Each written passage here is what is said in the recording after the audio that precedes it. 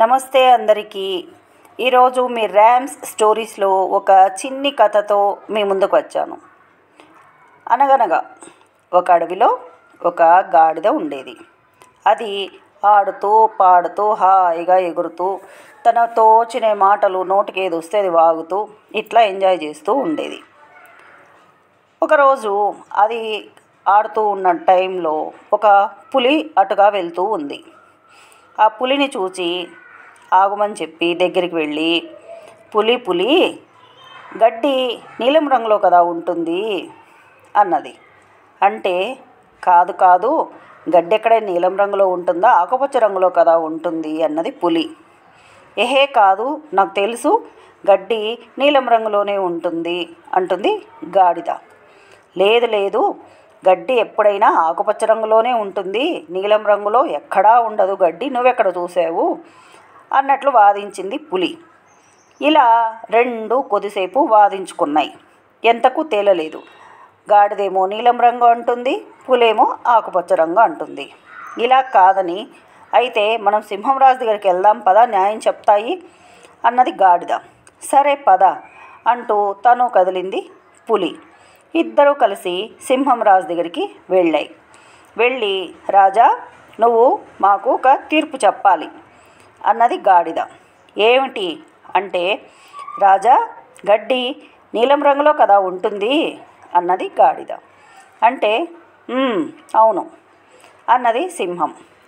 అనగానే సంతోషంతో నాట్యం చేసింది గాడిద. తర్వాత అయితే ఈ పులికి శిక్ష విధించు, ఎందుకు అంటే అది గడ్డి ఆకుపచ్చ రంగులో ఉంటుంది అంటూ నాతో వాదించింది ఇప్పటిదాకా, కాబట్టి దానికి శిక్ష పడాల్సిందే కదా అన్నది. అంటే అవును పడాల్సిందే అన్నది సీరియస్గా సింహం. అయితే విధించు మరి అన్నది గాడిద. సరే ఈ పులిని తీసుకెళ్ళి 2 వారాలు జైల్లో పెట్టేయండి అని చెప్పి శిక్ష విధించింది సింహం. అయ్యో రాజా, అదేంటి అలా చేస్తావు, గడ్డి ఎక్కడైనా నీలం రంగులో ఉంటుందా, నువ్వు కూడా దానికి వంత పాడుతూ నాకు శిక్ష విధిస్తామే అంటూ వాపోయింది పులి. అవును గడ్డి ఏ రంగులో ఉంటుంది నీకు తెలుసు కదా అంటే, అవును తెలుసు గడ్డి ఆకుపచ్చ రంగులో ఉంటుంది అన్నది పులి. మరి గడ్డి ఆకుపచ్చ రంగులో ఉంటుంది అని తెలిసి కూడా నువ్వు గాడిదతో వాదం ఎందుకు చేసావు, అది తప్పు చెప్తుందని నీకు తెలిసి కూడా మూర్ఖుడు బుద్ధిహీనుడైనటువంటి ఒక వ్యక్తితో నువ్వు వాదం ఎలా చేయగలవు, అది తప్పు కదా, అనవసరపు టైం వేస్ట్ పని కదా అది బుద్ధి తక్కువ గాడిద ఏదో వాగింది, దాంతో నువ్వు ఇంతసేపు వాదం పెట్టుకొని మళ్ళీ తీర్పు కోసం నా దగ్గరకు వచ్చావు చూడు, అందుకు నీకు ఈ శిక్ష. కాబట్టి బుద్ధిహీనులతో ఎప్పుడు కూడా వాదం పెట్టుకోవద్దు, అది నీకు ఎప్పటికీ గుర్తుండాలి అంటే దాని శిక్ష అనుభవించాలి, లేకపోతే నీకు గుర్తుండదు, మళ్ళీ ఇలాంటి తప్పులు చేస్తావు, అందుకే నీకు శిక్ష విధిస్తున్నాను పో అన్నది సింహం.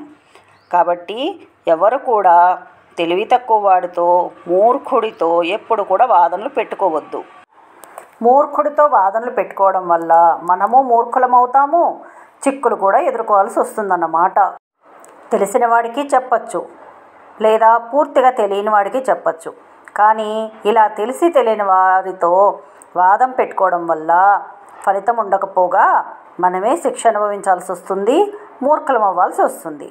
కాబట్టి ఎవ్వరూ కూడా మూర్ఖుల జోలికి వెళ్ళకండి.